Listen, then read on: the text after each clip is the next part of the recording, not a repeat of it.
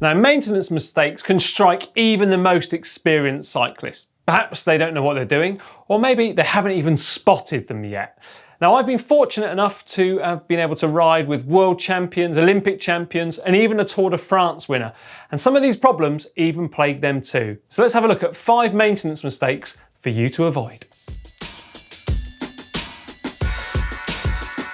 Lubricating your chain is a process that, to be perfectly honest, shouldn't be rushed. If you end up spraying around an aerosol can like a teacher rubbing away at a chalkboard, well, you're going to end up not doing the best job. And then on the flip side, if you end up being scared of applying lubricant, well, it's really going to end up with a squeaky chain, and that's going to annoy both yourself as well as anyone else that you're riding with. So let's look at how to avoid your chain looking like it's come out of a swamp, or on the other side, looking like it's been in a desert. So firstly, you're going to want to make sure that your drivetrain is absolutely spotless. So give it a good old clean with some degreaser. And once it's dry, then you want to apply the lubricant. Now the best method for this would actually be to rotate your chain around so you have the joining pin at the bottom run of chain, so underneath the chainstay, and then simply apply that lubricant whilst at the same time backpedaling 1 revolution.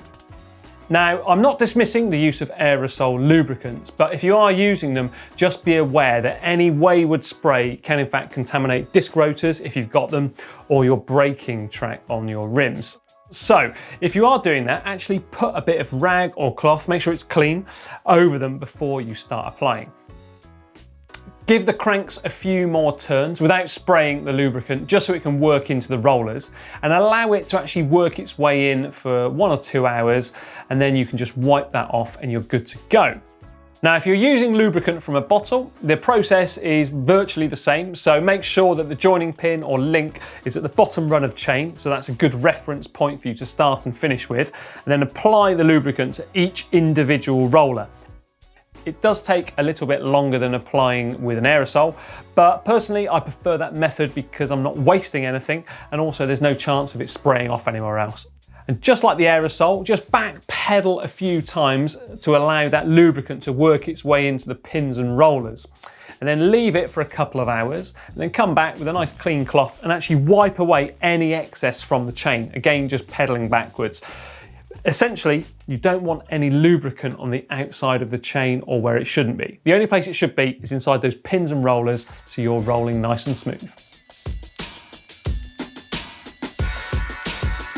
Always, always, always check your tyre pressure before going out for a ride. Why? Well, if it's too soft, you're going to run the risk of getting a pinch puncture, as well as the extra resistance from a slightly saggy tyre. And if it's too hard, well, you're going to get a really harsh ride. The exception there, of course, is if you're riding the super smooth Siberian pine of a velodrome. Why do you actually need to check that pressure though? Surely it's going to be the same as last time. No, because an inner tube does actually lose pressure through natural ways. And secondly, the temperature can also affect it. And lastly, no one wants to puncture when they're out riding, do they? So make sure you check your pressure. Now, there is something oh so sad when you check out a bike, especially on a mile munchers, and the headset is either too loose or too tight. Now, with a too loose headset, it's very likely that actually it's worked its way into that state rather than being initially set up wrong. And it's quite a gradual process, so a rider won't necessarily have noticed it, and they've just kind of got used to it. So if that's happened to you and it's been going on for quite a while, it's pretty likely that your bearings are going to be in such a bad state that they can't be saved, so you are going to need some new ones. On the flip side though, if that headset is too tight, well, you're more than likely going to be able to just loosen off your stem bolts and also your top cap and then readjust it. Essentially, you want to make sure that there's no play when you hold the front brake and you try and rock that fork, but also it's not tight, so it can easily fall either way. Of course, some cables, they do add a little bit of resistance in there, but really you just want to feel and make sure it's not stiff or graunchy. Then you'll be nice and smooth on those corners.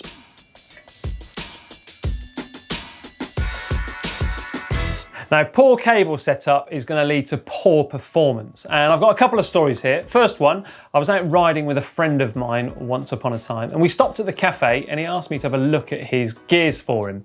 Now, he was actually down here in the 11, which was quite rare for him, to be perfectly honest, but it took me 4 clicks of the STI lever to actually move it up there onto the 12 sprocket. Now, I don't know if that was poor setup or just cable stretch.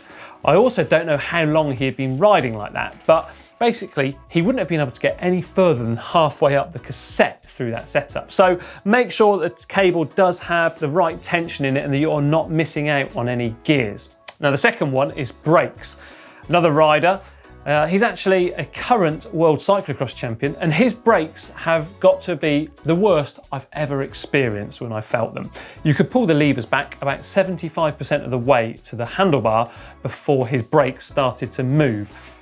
Now, why was it doing that? Well, the actual cable, the outer cable, was moving inside of the ferrule that much that the inner cable wasn't doing his job. You could see it moving. So make sure that your brake cables are inserted properly into the ferrules. That's the outer cables. So in essence, as soon as you pull on your brake lever, you actually want to see the caliper move no matter how small the movement of the lever is. And exactly the same can be said with your derailleurs too. So as soon as you click that gear, the derailleur is in fact moving. Then you're going to be good to go.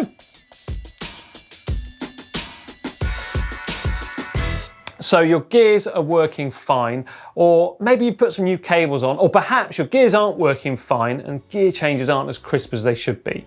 Do not touch those limit screws, okay? I see so many people reaching for them when their gears aren't working correctly.